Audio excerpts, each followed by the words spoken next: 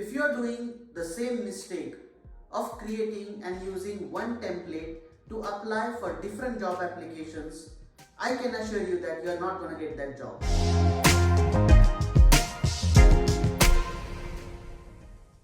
Welcome to Design Butter Masala. This is where I share my buttery learnings and spicy views about design as career and a field. In this episode, we are going to talk about the ethics of email writing while applying for a job. Let's start with our first point, that is background research. If you really want that job, you will need to work for it.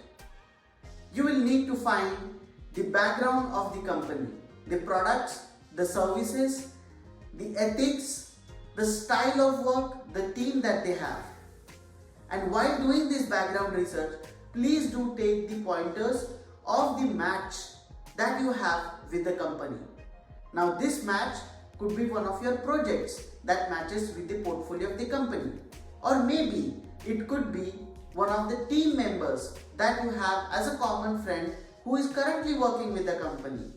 Or if you don't have any of these, probably you can find a match from the social media post that they have shared about the views that you have with the company. Maybe those views could be a good match that you can mention in your email.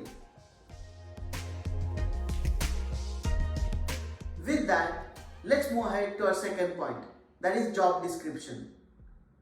Now, while applying for an existing vacancy, you might find a job description which is mentioned either on a social media link or probably on the LinkedIn platform. If you don't have the job description at your disposal, please ask for one from the contact person of the company. Now, this job description is going to help you match the exact skill sets that you have with the requirement of the job role. This is going to also help you write those perfect sentences mentioning why a company should consider you for the given job vacancy.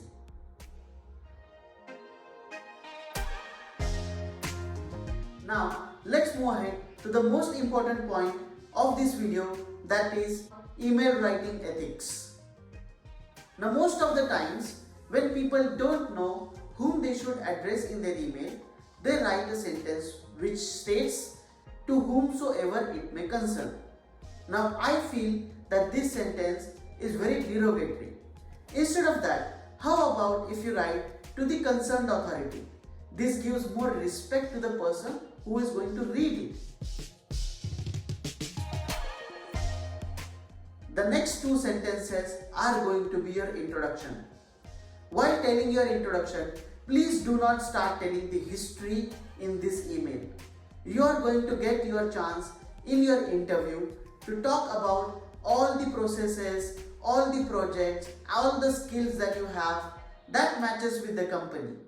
In these two sentences, what you must be talking about is your current role, where you are working, and if you are a student, you should mention where you are currently studying and from when you will be available to join the company. After your introduction, you should talk about the source of information. In this section, you should mention that from where did you find the information about the job vacancy.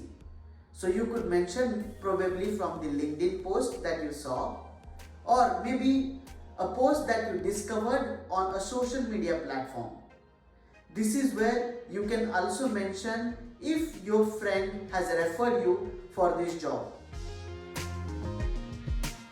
The third part is going to be the most important part, which is why they should consider you. And this is where you can become little more creative while talking about how you match with the company. And this is where the background research and the job description reading is going to help you. For example, now in background research, you found one of your projects from your portfolio goes really well with the company's products. Maybe you can mention that now here in this email. that you bring the experience of working on ABC project, which might help you to develop as a person or as an employee in the company, as you see a good match with the portfolio of the company. If you don't have a project that matches with the company, probably you could talk about the recent certification or online course that you did, which is going to help you do better in the job role for which you are applying for. In this section, you can also talk about how you have learned certain things from your past experience, which is going to help you do better while you are going to work in that XYZ job role. And in the worst situation, if you do not have any match, probably this is where your research on the recent shared posts on LinkedIn or probably any other social media by the company is going to help you. You can find at least one match with the thought process of the company, or probably you can even talk about that particular post that they had shared on LinkedIn or social media and show that you are very well interested in this company because this and this view that the company has shared matches with your views. Once you have become creative while writing that why part of the email, now is the time when you mention the documents that you are going to attach with this email. If one or other document gets misplaced and doesn't get attached in your email, probably the receiver might find it that you wanted to attach, let's say, your portfolio, and he didn't find it in your email. He can reply back to you asking for it. After the document list, the most important thing that you should be mentioning is your easy to reach contact detail. Now there is a reason why I emphasized on easy to reach. I have seen many people mentioning their email ID and they don't mention their phone numbers. But these are those people who don't even reply quickly to the emails that they have received.